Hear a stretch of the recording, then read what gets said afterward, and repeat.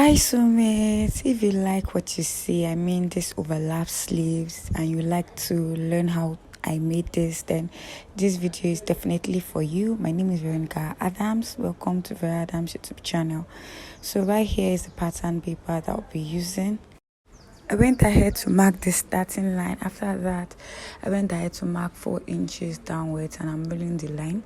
From that 4 inches, we're going to be marking the sleeve length, which I want to be 10 inches.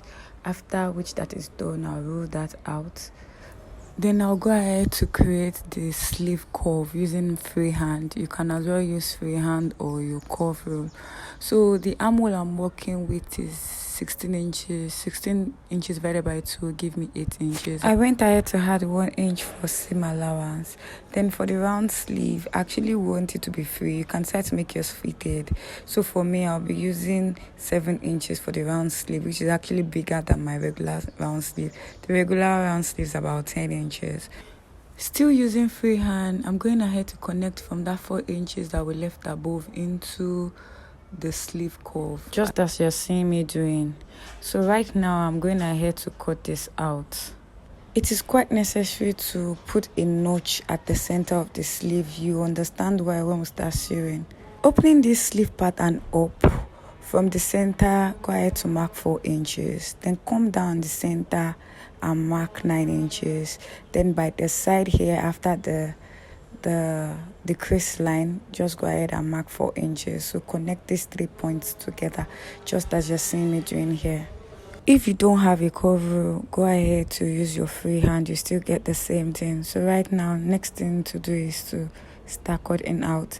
Then after this is done, go ahead and place this pattern paper on the fabric. Make sure that you're folding the fabric into 2. Remember that 2 pieces of this will give us 1 sleeve. That means if you're making 2 sleeves, you have 4 pieces. So I'm gonna ahead to fold this fabric into 4, so that at the end I'll have 4 pieces. Make sure to create the notch also on the fabric, just as you have on the paper. Working on the first 2 pieces, I'm going to join along the side of the sleeve. I hope you understand. So I'm going to go ahead and stitch it down using 1/2 inch. I'll be using lining to turn this. So off camera, I went ahead to cut lining, but on the lining for stability, I went ahead to add a strong interfacing, which is called art stay here. I'll also go ahead to stitch the side of the lining down, just as we did for the sleeve. And here is it after I was done stitching down, both for the lining and for the fabric. So after which that is done, I'll go ahead and place right side of the fabric on the right side of the lining and run a stitch along the line as I am illustrating here. So you follow from the top right to the bottom, then right to the top of the other side. After sewing, I turned it inside out. I went ahead to give it a good press, and this is what it looks like. So the open part is the part that will fit right into the armhole of the bodice. Remember the notches that we made at the center of the sleeve.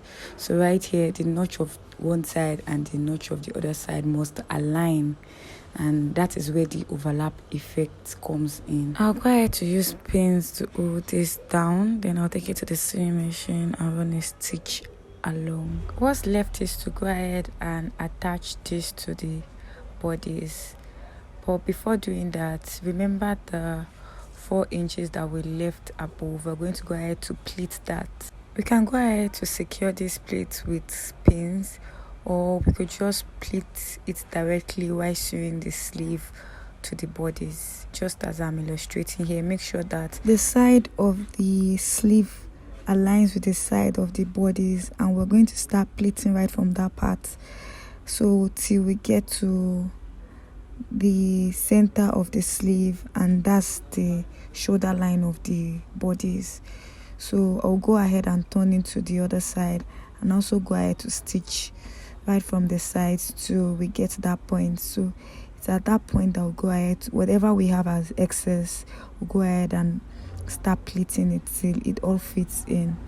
In case you didn't understand, I'm going to go ahead to explain the second sleeve, so please pay attention.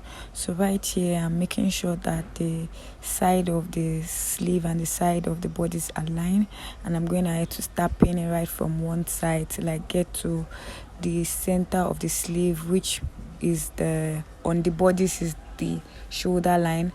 I'll also repeat this same process for the other side of the sleeve, and I'll go ahead to start pinning till I get to the center, and whatever we have here, which is the excess, I'll go ahead to pleat it in till it fits properly. I can go ahead to take this to the sewing machine and go ahead to stitch it down. So here it is after I was done stitching down, and see how lovely it looks. Right at this point, we've come to the end of this tutorial. I hope you did find it useful. If you did, do not forget to give this video a thumbs up by clicking on the like button.